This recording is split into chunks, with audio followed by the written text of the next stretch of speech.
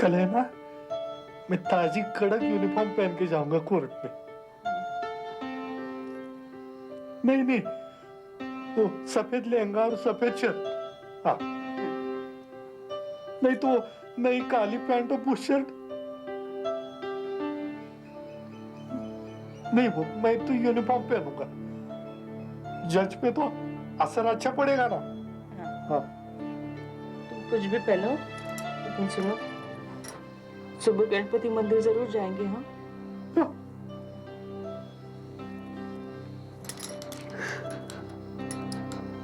तुम नहीं होती रुक्मिणी तो मैं तो आज तक पागल हो गया होता रे।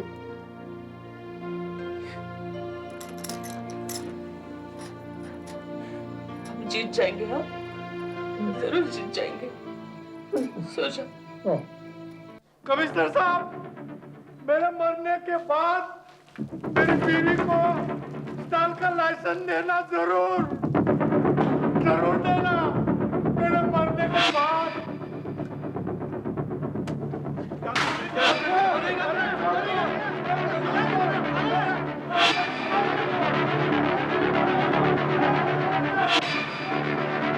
उस दिन मेरे को क्या हो गया ताई, मेरे को मालूम ही नहीं है।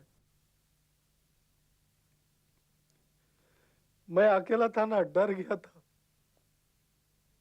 रुक्मिणी बच्चों को लेकर गांव गई थी। मेरी रुक्मिणी घर पे होती तो शायद मैं ऐसा करता ही नहीं था।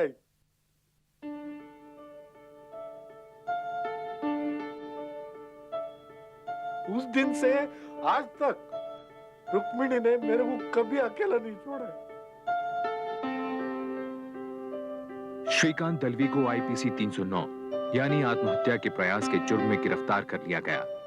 एक दिन हिरासत में रखने के बाद उसे जमानत पर छोड़ दिया गया। खबर पाते ही रुक्मिणी और बच्चे कोल्हापुर से बंबई लौट आए। पुलिस डिपार्टमेंट ने श्रीकांत की तरफ सहानुभूति दिखाते हुए उसे बर्खास्त नहीं किया। भैया, ये क्या लिखा है? मुझे समझ में नहीं आ रहा। बादल कैसे बनते हैं ये लिखा है। मैं अपना होमवर्क खत्म कर लूं, फिर बताता हूँ। पापा से पूछूं? पापा बीमार हैं, उन्हें और परेशान मत कर। उन्हें ऐसा क्यों किया? क्या अब क्या उन्हें जेल में बंद कर देंगे? कुछ नहीं होगा, सब कुछ ठीक हो जाएगा। हाँ, लगेगा मुझे।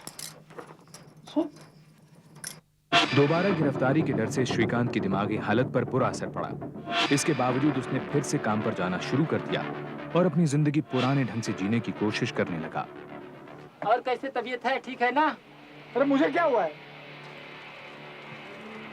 उस सामान की लिस्ट लाया था मैं, पता नहीं कौन सी जेब में रखी है, शायद घर भूल आया। पिछले बार के भी 67 रुपए हैं। अब दे रहा हूँ ना।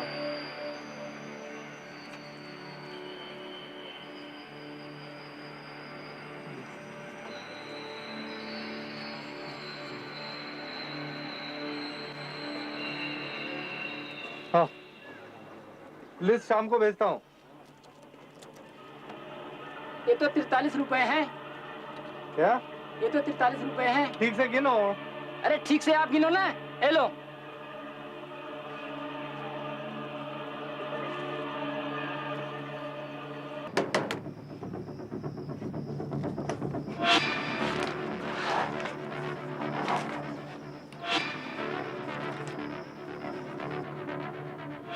श्रीकांत को जेल से छूटे काफी समय हो गया था। उसे लगने लगा था कि यह मामला अब रफा दफा हो गया है कि अचानक उसे कोर्ट से सम्मन मिले कि महाराष्ट्र सरकार ने उसके खिलाफ आईपीसी 309 के तहत आत्महत्या करने की कोशिश के जुर्म में एक केस दर्ज कर लिया है।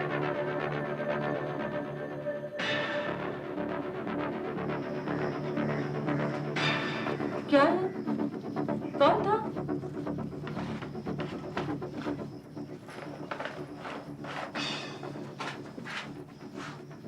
कोर्ट में हाजिर होना है। क्यों? तुमने माफी मांग ली है ना, और एसएचओ साहब ने तुम्हें माफ भी कर दिया है, तो अब क्या है? तुम जज साहब से कह देना गलती हो गई, दोबारा ऐसा नहीं करूंगा, वो माफ कर देंगे। तुम कहाँ जा रहे हो? मैं भी आ रही हूँ तुम्हारे साथ। पागलपना मत करो रुक्मिणी, मैं कोर्ट में नहीं जा रहा हूँ, मैं कहीं और जा रहा हूँ। तुम कहीं भी जाओ, मैं साथ चलूंगी। बच्चे स्कूल से वापस आएंगे तो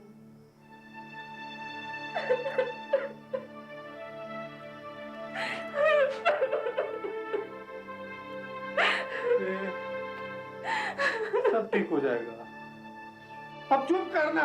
श्रीकांत को कानून की समझ थी और पता था कि जुर्म साबित होने पर सजा काटनी होगी। ये उसे मंजूर न था। इन कोर्ट समन्स ने उसे झंझोड़ कर रख दिया। उसे समझ नहीं आ रहा था कि वो आगे क्या करे। हाँ ताई, मेरे को पता है मैंने कानून तोड़ा है, लेकिन फिर भी मैं क्या चुपचाप आराम से बैठकर कोई भी सजा सुन लेने का क्या? फिर मेरे बीवी बच्चों का क्या? और कल को मेरे को जेल हो जाती तो कुछ गलती तो हमारे म्युनिसिपैलिटी की भी है ना। वो लोग मेरे को इतना नहीं सताते, मेरा इतना भेजा खराब नहीं करते, तो ऐसा होता क्या? नहीं होता। उनको पता था ताई मेरे को दिमागी बीमारी है। अब मैं बिल्कुल ठीक हुआ।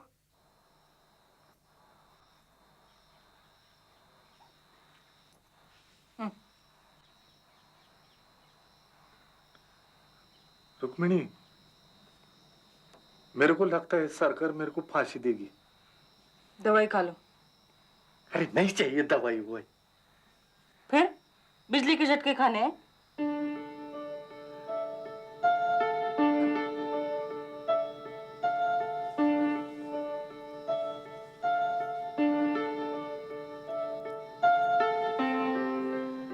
ये सारी बीमारी का ना एक ही इलाज है, एक अच्छा वकील।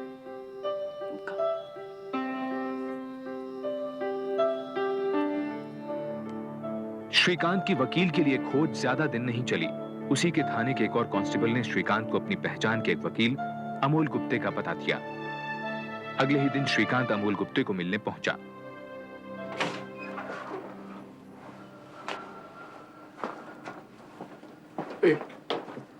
गुप्ते वकील साहब से मिलना है। तू ही जा रहे हाई कोर्ट, उनसे वहीं मिल लो जाके।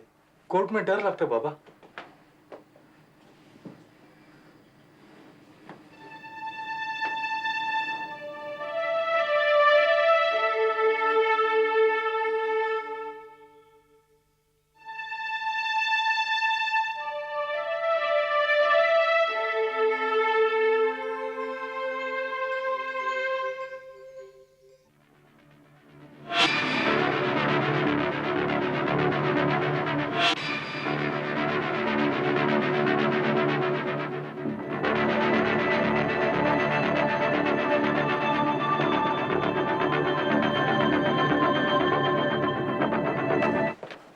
अरे ये तो अभी इधर ही है।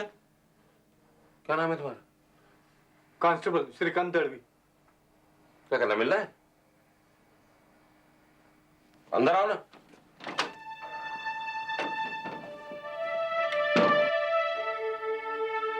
अमोल गुप्ते खुद किसी समय मेंटल डिप्रेशन के दौरे से गुजर चुके थे, इसलिए उन्हें श्रीकांत से खास सहानुभूति हुई।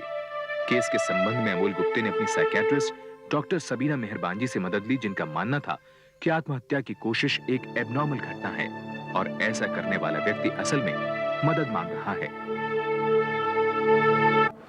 बात समझा करो। मैंने तुम्हारे नाम हाई कोर्ट में एक याचिका दायर कर दी, जिसमें मैंने कहा है कि ये जो आईपीसी की धारा 309 है, ये होनी ही नहीं चाहिए। और ये याचिका हाई कोर्ट ने एक्सेप्ट कर ली है। अब रहा दूसरा केस जो सेशंस कोर्ट में चल रहा है। उसकी दोबारा तारीख नहीं लग सकती जब तक हाई कोर्ट अपना फैसला नहीं सुना देता। अब समझ गए ना? मैं तो नहीं समझ, लेकिन रुक्मिणी जरूर समझ गई होगी। रुक्मिणी समझ गई ना? नहीं, ठीक तरह से समझ लेना ना। वकील साहब, हाईकोर्ट ने फैसला हमारे विरुद्ध सुना दिया तो हाईकोर्ट देश का कानून क्यों बदलेगा हमारे कहने पे? नहीं, मैं आपसे कुछ नहीं कह रही हूँ। आप तो बड़े अच्छे हैं, लेकिन सब लोग आप जैसे नहीं होते हैं ना। ये जज साहब तो मेरे को पागल ही समझेंगे, पागल। श्रीकांत, देखो, तुम मुझसे आज एक वादा करके जाओगे। मेरे पास कभी रोते हुए नहीं आओगे। रोने से तुम कमजोर होते हो। अगर हम हाई कोर्ट में ये केस हार भी गए तो क्या, अभी दूसरा केस तो है, वो हम जीत जाएंगे। तुम्हें कुछ नहीं होगा, मैं गारंटी करता हूं। और वो स्टॉल का लाइसेंस उसका क्या? नहीं, नहीं चाहिए मुझे कोई लाइसेंस वाइसेंस। बस ये कोर्ट कचरे के चक्कर से छुटकारा दिलवा दो वकील साहब, प्लीज। श्रीकांत दलवी की याचिका के कारण बंबई हाईकोर्ट ने महाराष्ट्र में आईपीसी की धारा 309 के तहत चलने वाले सभी मुकदमों पर रोक लगा दी। गुप्ते वकील मेरे को बहुत अच्छे लगते थे ताई, बहुत भले आदमी थे। मेरे को लगता था कि वही एक आदमी है जो मुझे अच्छी तरह समझ रहे है ना, समझ रही ना आप? और पैसे के मामले में ताई एकदम भला मानुस, जितना भी हम लोग देने का ना उसको, वो आराम से उतना ही लेते थे। ये नहीं कि जास्ती दो ये वो। मेरे को रुक्मिणी को लगा 5 साल के बाद पहली बार आशा की एक किरण हमको दिख रही है।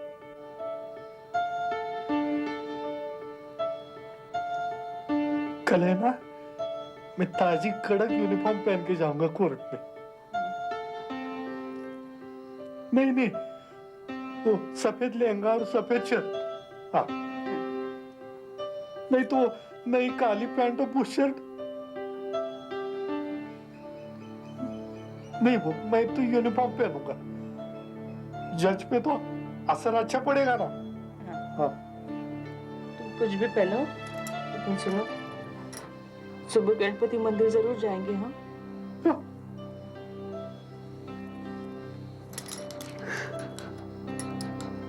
तुम नहीं होती रुक्मिणी तो मैं तो आज तक पागल हो गया होता रे।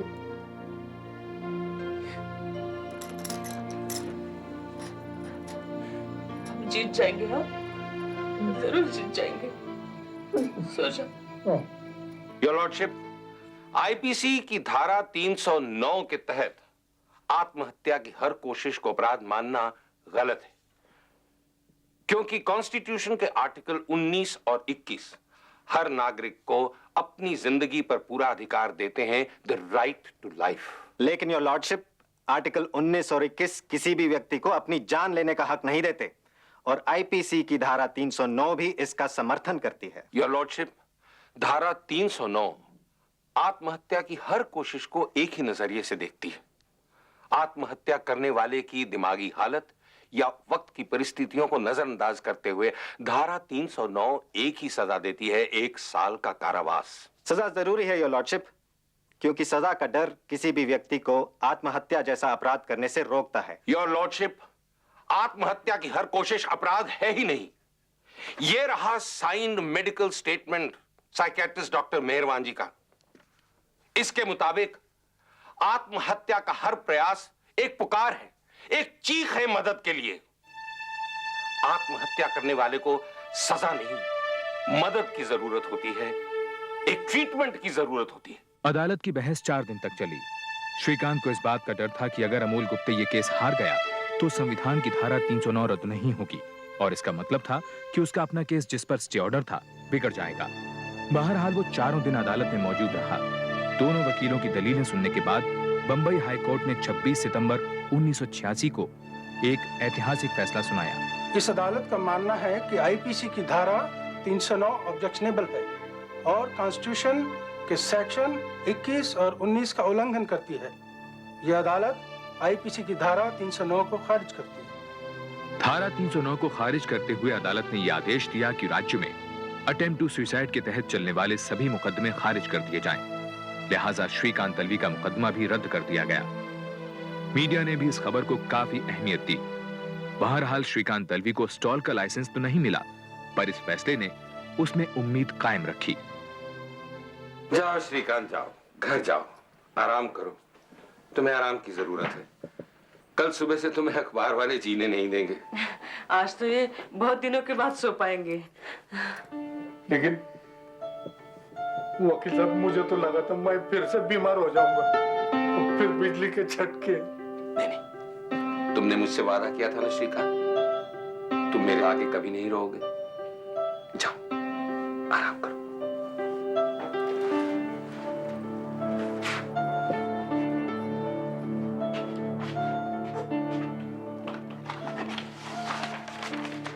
अभी क्या है ताई, इतने सालों के बाद सब जब याद करता हूं ना, तो सुनो, मेरे को लगता है कि भावना में ऐसा बह जाने में कोई बुरी बात नहीं है। आप देखो, भगवान श्री कृष्ण, द्रोणाचार्य, भगवान शंकर, सभी तो क्रोधित होते ही है ना। हाँ, हम तो क्या मामूली आदमी है। फिर भी लिमिट होनी चाहिए गुस्से की भी। मेरे को सबक मिल गया था। कट।